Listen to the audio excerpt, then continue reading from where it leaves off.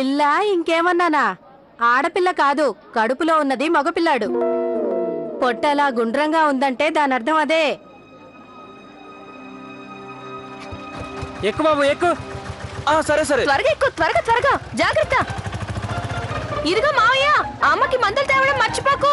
ఎర్ర రంగు సీసా తేదీ చూసుకుని డాక్టర్ గారు తెమ్మన్నారు.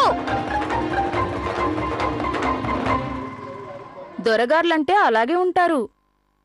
అమ్మా, కింద కూర్చున్నావేంటి? నీకు ఆరోగ్యం బాలేదని మర్చిపోయావా? ఇంట్లో మంచం ఉందిగా, దాని మీద కూర్చోవచ్చుగా. అచ్చం మా నానమ్మ పోలికలే. చూడమ్మా, ఇప్పటి వరకు పడుకునే ఉన్నాను, వీళ్ళొచ్చేసరికి ఇలా వచ్చి కూర్చున్నాను. సరేగాని గోవిందమ్మ, ఒంట్లో బాగోలేనప్పుడు నాట్యానికి ఎందుకు రావటం? సీతమ్మ వారి అభయహస్తం పెట్టింది గనక ఏదో ప్రాణాలు దక్కాయి. అవునవును, సీతమ్మ వారి అభయహస్తమే. మీరంతా మీ చేతులు వెనక్కి లాగేసుకుని డబ్బులు లెక్క పెట్టుకుంటూ అక్కడి నుంచి జారుకున్నారు కదా. సుగుణ, ఏంటలా మంచి మర్యాద లేకుండా మాట్లాడుతున్నా? వీళ్ళు మనవాళ్ళు, మన కష్ట సుఖాల్లో ఎప్పుడు మనకు తోడుగా ఉండేవాళ్ళు. అలాగా? నిజంగా మనవాళ్లే అయితే అంత అవసరం వచ్చినప్పుడు అలా ఎందుకు పారిపోవడం? నేనొక్కదాన్ని నేను హాస్పిటల్కి తీసుకెళ్ళలేకపోయింటే? ఇదిగో సుగుణ, మీ అమ్మ మీద నీకంత ప్రేమే ఉంటే మీ అమ్మని ఇంట్లో కూర్చోమని ఆ నాట్యానికి నువ్వే వెళ్ళొచ్చుగా. వెళ్ళదు, తను మాత్రం వెళ్ళదు, మనల్ని మాత్రం తప్పుపడుతుంది. సరే గోవిందమ్మ, ఇక మేం వెళ్తాం.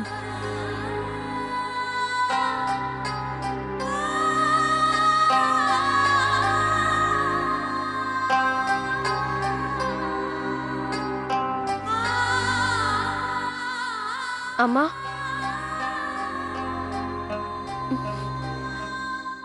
అమ్మా, ఒక్కోసారి ఏమనిపిస్తుందంటే నా అంత చెడ్డదసలు లేదని.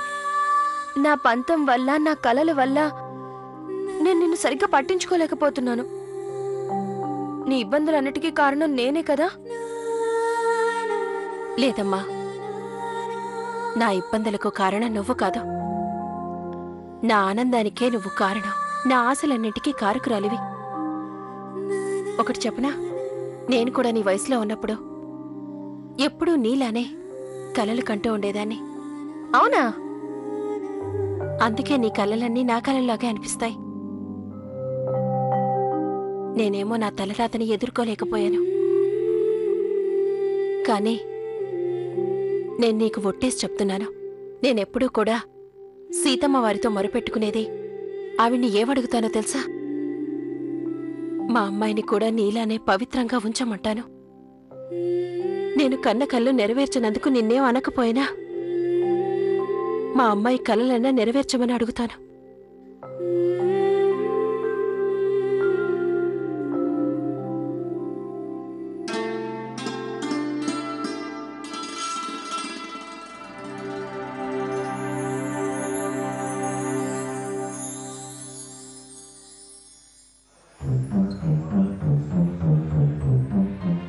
అరే అయ్యా అయ్యా అయ్యా, చిన్న డాక్టర్ గారు కొంచెం ఆగండి.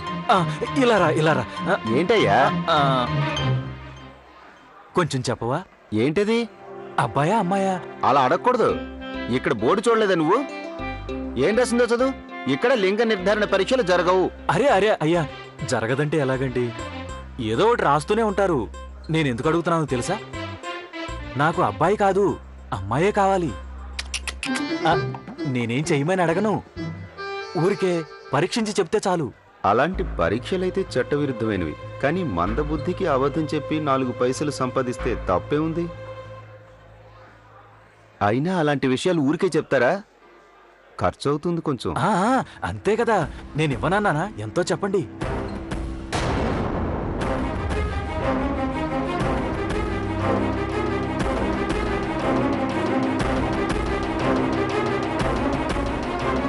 ఇదిగో, రక్తం పెంచే మందులు డాక్టర్ గారు అమ్మ కోసం ఇచ్చారు.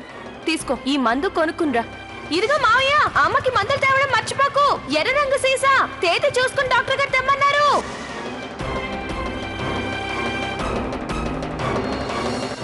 రాఘవ, మీ పిన్నమ్మ అంత దూరంలో ఉంటుంది, నువ్వు ఆవిడ్ని వెళ్ళొద్దని చెప్పలేవా? ఏం చెప్పమంటావు? నా మాట ఎవరైనా వింటారా? అరే, చెల్లెలు నిశ్చితార్థం చూడ్డానికి రాజులా ఉండే ఒక పెద్ద దొరగారితో జరిగింది. మా వాళ్ళదేమో చాలా పెద్ద కుటుంబం. అంతమందిని పోషించడం అంటే మాటలా? నేనేదో నీళ్ళు తాగినా బతికేస్తాను. కానీ అన్నయ్యకి అది మనస్కరించదు. పిన్నమ్మ దగ్గర నాట్యం చేసే 3 అమ్మాయిలున్నారు. కానీ మా అమ్మని నేను అలా వద్దనగలను? నువ్వే చెప్పు. అమ్మకి మాత్రం ఏమీ చెప్పలేవు, కానీ నాతో మాత్రం వెళ్ళాలని తేలిగ్గా చెప్పేశావు. చెప్పకపోతే ఏం చేయను? నీ ఉద్దేశంలో నేను మాత్రం నీకు దూరంగా ఉండగలనా? నా వల్ల కాదు, కానీ లేదంటే పిన్నమ్మ గ్రామం మొత్తం తెచ్చి ఇక్కడ పెట్టేవాడిని. అది కుదరదు కదా.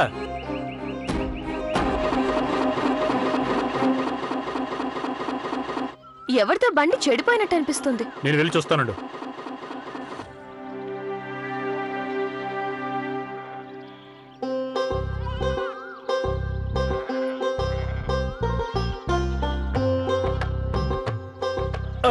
నన్ను చూడమంటారా? ఇదేమన్నా ఎగ్జిబిషనా నువ్వు చూడటానికి? బండి చెడిపోయింది. ఆగిపోయిన వాటిని నడిపించడం ఇతనికి బాగా తెలుసు.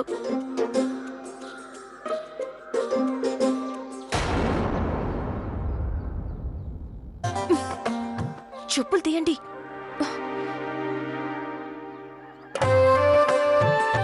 దొరగారు, ఇతనికి ఇలా ఆగిపోయిన వాటిని నడిపించడం బాగా తెలుసు. నిన్న కాక మొన్న రాజమ్మ గారి గేదె కూర్చున్న చోటు నుంచి కదలడం లేదు. ఇతను చేయి పడిందో లేదో లేచి పరుగులు తీసింది.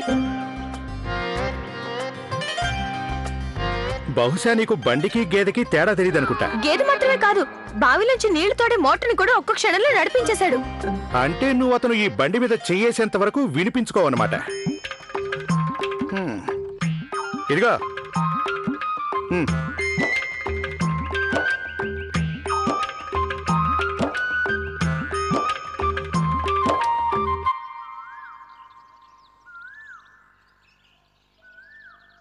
ఇప్పుడు మీ అమ్మ ఆరోగ్యం ఎలా ఉంది? ఇప్పుడు బానే ఉంది. అంతా మీ దయ.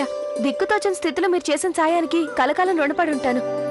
సమయం వచ్చినప్పుడు మీ రుణం తీర్చేసుకుంటాను. నీలో ఆత్మాభిమానం చాలా ఉంది. అంటే అర్థం ఏంటి దొరగారు? ఆత్మాభిమానం అంటే నువ్వు ఎవరి ముందు తల వంచవని అర్థం. అమ్మ, మావయ్య, అత్తయ్య, సీతమ్మ వారి ముందు తలవంచడానికి అభిమానం అడ్డురాదు. ఉత్త అభిమానం కాదు, ఆత్మాభిమానం. అలాగే మీ అమ్మ, మావయ్య, అత్తయ్య, సీతమ్మ వారి కంటే కూడా ఇంకో యజమాని గారు కూడా ఉన్నారు. ఆయన ముందు ఏం చేస్తావు? అదే ఆ పైవాడు. ఆయన ముందు ప్రణామం చేస్తాను, కానీ తలవంచేది మాత్రం ఈ నలుగురు ముందే. ఇప్పుడు చెప్పానుగా. నువ్వు ఉన్నావే. నేను చెప్పాను కదా, ఇతను చేయి పడితే శవం కూడా లేచి నడుస్తుంది. అంటే నువ్వు అనేది అతని చెయ్యి పడితే జీవం వస్తుందనేనా? అదే గాంధీ. అవునయ్య గారు, చచ్చిన బండికి కూడా జీవం పోస్తాడు. ఓరి దేవుడు, నువ్వు మంచి పనోడివే. బస్తీ నుంచి ఎవరినైనా పిలిపించాలేమో అనుకున్నాను. ఇందా. అరే కానీ తక్కువ ఏంటి? 15 ఇస్తే చాలా. అంతద్దండి, ఈ ఊళ్ళో ఆగిపోయిన బండి నడిపించడానికి 5 రూపాయలు ఇస్తారు. మీరు ఎక్కువ ఇస్తున్నారు. నేను నా సంతోషం కొద్దీ ఇస్తున్నాను. ఓకే, బస్తీ నుంచి ఎవరైనా పిలిపిస్తే 400-500 దాకా ఇవ్వాల్సి వచ్చేది. తీసుకో, తీసుకోవయ్యా.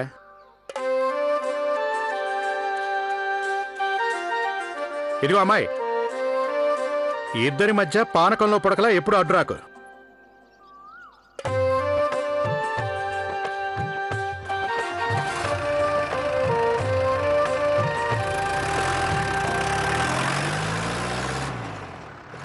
ఎందుకు అనవసరంగా అడ్డుపుల్లలు వేస్తావు? ఇది రాఘవ తొలి సంపాదన. ఎంత వస్తే అంత రానివ్వకుండా అడ్డుపడతావే. తొలి సంపాదన కనుక అడ్డు చెప్పాను. ముందు ముందు లేనిపోయిన గొడవ అవుతుంది. ఇందులో తప్పే ఉంది. ఏం గొడవ అవుతుంది? ఇచ్చేది దొరబాబు గారే కదా. తెలియకుండా ఇవ్వడానికి, సంతోషంగా ఇవ్వడానికి చాలా తేడా ఉంటుంది. ఎక్కువగా వచ్చింది సీతమ్మ వారి గుళ్ళో దక్షిణగా వేయమని చెప్పు. అయ్యయ్యో, మళ్ళీ ఆగిపోయింది.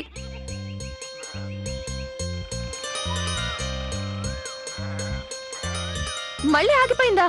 మనవాడు ఏదో చేసుంటాడు. అలా ఎందుకు అనుకోవాలి? నువ్వేదో గేది అది అన్నావు కదా, అందుకే దొరగారు కోపం వచ్చి తిరిగొస్తున్నారేమో.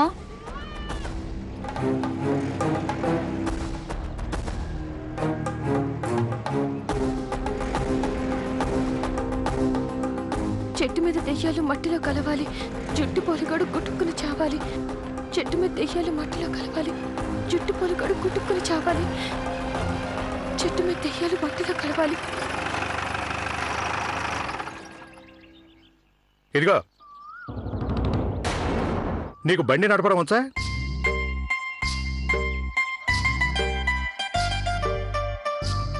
అరే నీకు బండి నడపడం వచ్చా అని అడిగాను. వస్తే వచ్చని చెప్పు, లేదంటే లేదు. నేను చాలా రోజుల తర్వాత ఈ ఊరికి వచ్చాను. దారులవి మర్చిపోయాను. వెతుక్కుంటే సమయం వృధా అవుతుంది. అందుకని కావాలంటే నువ్వు నా బండి నడపడానికి చేరొచ్చుగా? నడుపుతావా?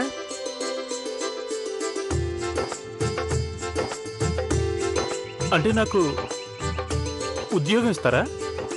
చేయవా? బతికినంతకాలం వేరే వాళ్ళ సంపాదన మీదే బతుకుతావా ఏంటి? కష్టపడి సంపాదించడం నీకు ఇష్టం లేదా? చేస్తాడు చేస్తాడు, ఉద్యోగం చేస్తాడు. సరే ఎంత ఇమ్మంటావో చెప్పు. అరే నిన్నే అడిగేది, జీతం ఎంత కావాలో చెప్పు. అయ్యగారు డబ్బా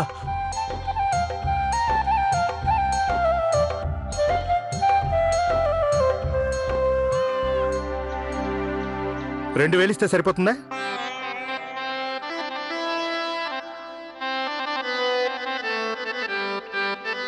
అరే నిన్నే అడిగేది, 2000 ఇస్తే సరిపోతుందా? 2.5? పోనీ 2.5 ఇవ్వనా?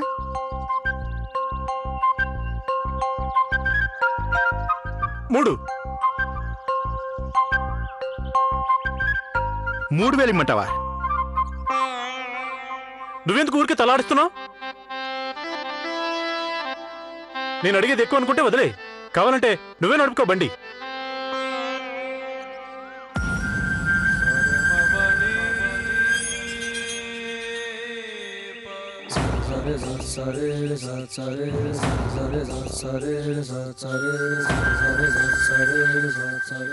అసలు నేను నీకేం చెప్పాను? ఇద్దరు మాట్లాడుకుంటుంటే పానకంలో పుడకలా దూరద్దని చెప్పానే? నువ్వు నాతోరా, నువ్వు అడిగినట్టు 3000 ఇస్తానులే. 3000 అంటే చాలా ఎక్కువ. రాఘవ్ ట్రాక్టర్ నడిపితే 500 ఇస్తారు. ట్రాక్టర్ కంటే ఈ బండి నడపడానికి ఎక్కువ జీతం ఇవ్వాలి. ఎందుకంటే ట్రాక్టర్కి ఈ బండికి చాలా తేడా ఉంది.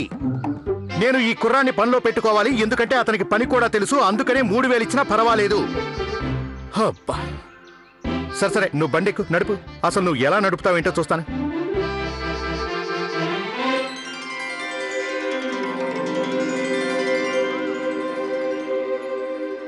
నేనే ఎత్తుకుని నిన్ను కూర్చోబెట్టాలా ఏంటి? కూర్చోవయ్యా.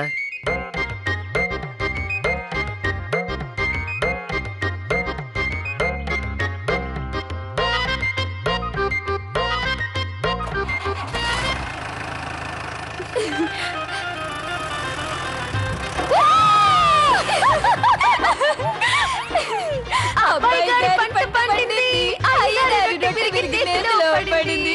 అబ్బాయి గారి పంట పండింది, అయ్యగారి రొట్టె విరిగి నేతిలో పడింది.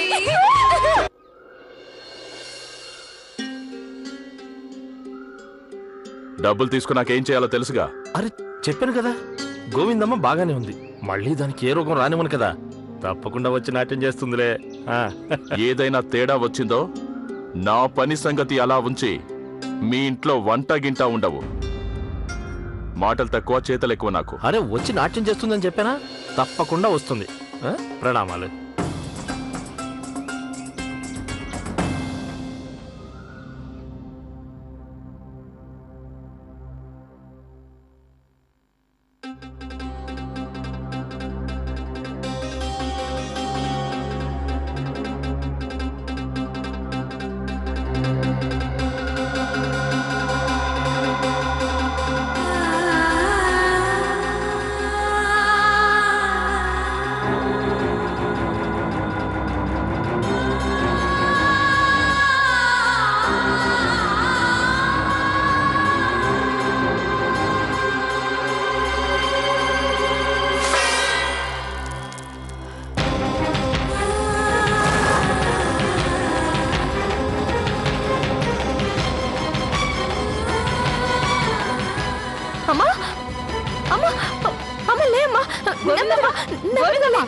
మెల్లగలే, ఏమైంది? ఎలా పడిపోయావు? అయ్యో, కింద పడిపోతే అంత గొడవ ఎందుకో? ఈ టింకిల్ పౌడర్ కింద పోసినట్టుంది, కాలు జారిపోయింది అంతే. బుద్ధి లేదానా? ఎన్నిసార్లు చెప్పాను నీకు? ఎన్నిసార్లు చెప్పాను పౌడర్ కింద పడేయకూడదని? నీకు నోటితో చెప్తే చాలు. నిన్ను దానికేం తెలుసు? నువ్వు వెళ్ళమ్మా. నాకేం కాలేదు. నువ్వు కూర్చో, నేను తీస్తానులే. ముందు నువ్వు ఇక్కడ కూర్చో, నేను తీస్తాను.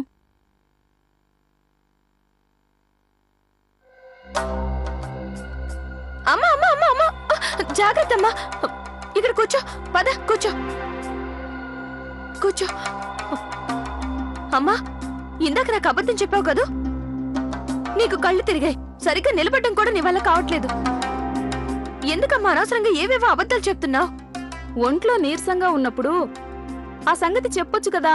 ఇంట్లో వాళ్ళ దగ్గర దాపరికాలేంటి? అరే గోరంతలు కొండంతలు చేస్తున్నారే. ఏదో మిన్ను విరిగి మీద పడింది అనుకున్నాను. మనిషికి జబ్బు చేయటం లోకంలో ఇదేం మొదటిసారి కాదు. కన్నయ్య మందు తీసుకుని వస్తూనే ఉంటాడు, కంగారు పడకు. పంట పండింది నా పంట పండింది. హే, అమ్మవారి దయ వల్ల పంట పండింది.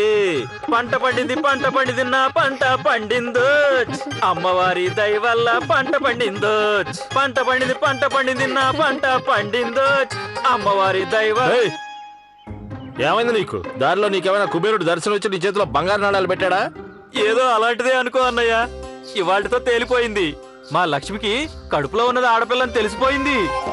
అక్కడ కాంపౌండర్ చెప్పాడులే, ఇదంతా సీతమ్మ వారి దయ అని చెప్పాడు. అదేదో కాంపౌండర్ చెప్తే బ్రహ్మదేవుడు స్వయంగా చెప్పినట్టుందా నీకు? ఆ మాట నేను ఎప్పటి నుంచో చెప్తున్నాను. అదంతా నీ బుర్రకెక్కలేదా? పంట పండింది నా పంట పండిందో. మావయ్య, అమ్మ మందులు తీసుకొచ్చావా?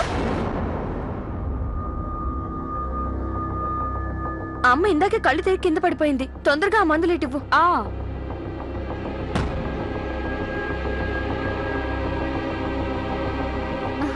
అది త్వరగా మందు ఇవ్వు. నేను మందు తీసుకురాలేదు.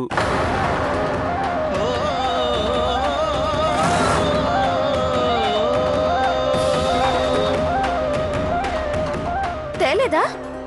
అదే కాంపౌండర్ని అడిగి తెలుసుకుందామని. అమ్మాయా అబ్బాయి అని అడిగితే, అరే చేతిలో దక్షిణ చూపించకపోతే పూజారి కూడా గుళ్ళోకి రానివని రోజులు. అడిగింది చెప్పాలంటే ఆ కాంపౌండర్ ఊరికే చెప్పడు కదా. అందుకని డబ్బు ఇచ్చాను. ఎంత ఎంత డబ్బు ఇచ్చావు వాడికి? వాడు 250 అడిగాడు. కానీ కాళ్ళ వేళపడి 100 రూపాయలు ఇచ్చేసరికి వాడు. అంటే మందులకు కాకపోయినా సరుకులకు కూడా డబ్బు లేదా? మావయ్య, ఎంత పని చేసావు నువ్వు? అయినా అంత డబ్బు నువ్వు వాడికి ఎలా ఇచ్చేసావు? మీ అక్క ఏమో కాళ్ళు చేతులు విరగొట్టుకొని ఎలాగో ఇల్లు గడుపుకొస్తుంది. ఆవిడ మందు డబ్బులు కూడా నువ్వెవరికో ఇచ్చేస్తావా? ఆ మాత్రం బుద్ధి లేదా? బిడ్డ పుట్టాక అదేమన్నా దాచిపెడతావా? ఎవరో అప్పుడు తెలిసేదిగా. పొరపాటైపోయింది, మన్నించండి. చాలా పెద్ద తప్పు చేశాను. ఇందా, ఇది తీసుకున్న మొహం పగలగొట్టాకయ్యా. అప్పుడైనా నాకు రావాల్సిన బుద్ధి వస్తుందేమో. ఎంత ఎదవను నేను. అక్కకి మందు తేరా అంటే ఇట్టాడి పని చేశాను. మన్నించు.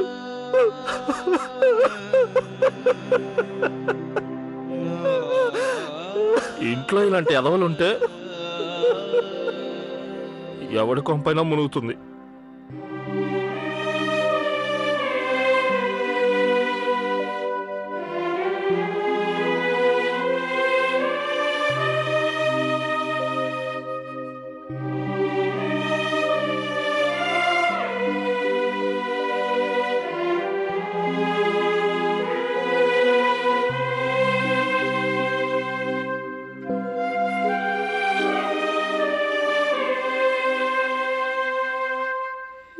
బాధపడకు కన్నయ్య, జరిగిందేదో జరిగిపోయింది. నాకు నీ మీద అసలు ఎలాంటి కోపమూ లేదు.